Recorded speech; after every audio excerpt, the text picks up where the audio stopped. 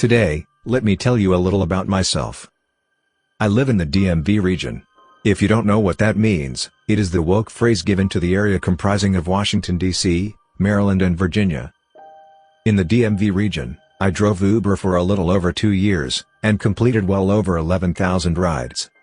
As expected, I have a ton of experiences ranging from seeing a carjacking at a red light, to driving right into the body of a boy who just got murdered. But today is not the day for those stories. Today, I choose to talk about a mother and her 4-year-old daughter, who called an Uber on a fall Monday morning and yours truly showed up. Driving to what was the girl's preschool, the mother mentioned the girl would turn 5 in 8 days' time, by the following Tuesday.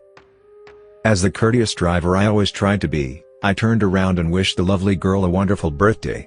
The mom joined in, singing "We gonna have a party, we gonna have a party." The next event is what shocked me. The 4-year-old, who was about to turn 5 in a week, chipped in. "And we don't want no white people."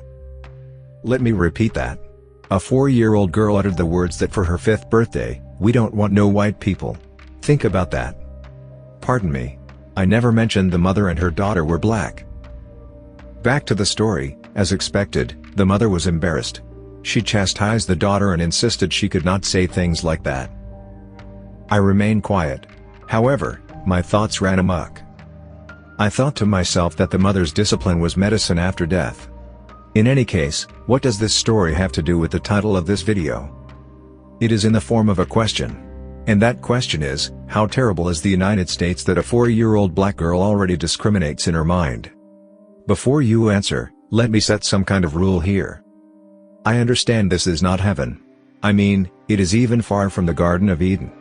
We all are aware of the many issues in America. In any case, why this video does not aim to talk about the issues of the United States, it hopes to seek a better alternative to America, if there exists any. At this point, it is important to state that all data shows this is the best nation in the world, even for black people. I know there are certain people that challenge that idea. They point fingers at the Scandinavian nations of Sweden, Denmark, and Norway. Most critics of America say America is so racist that it benefits only the white man. Yet, in seeking nations better than America, they point to nations that are ironically whiter than America. Think about that for a minute. Back to the affairs of black people. As a people, there is no other country in the world that blacks have it better. Let me give you some examples. In South Africa presently, Nigerians are getting hacked with machetes simply because they are foreigners. In Libya, blacks are still selling blacks into slavery. All this in the 21st century.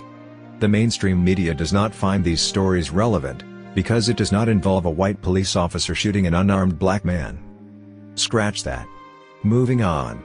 Point is, if things are so much better in the United States, then why are we in the name of social justice, programming our children with what shall be the new wave of racism?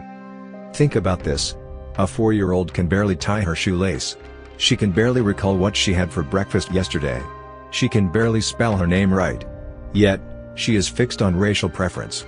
This seed planted at a young age will manifest in future with this child seeking racial discrimination. There goes MLK's dream. In the name of seeking more justice in society, we are in turn creating more divisions in the minds of young people. Think about that.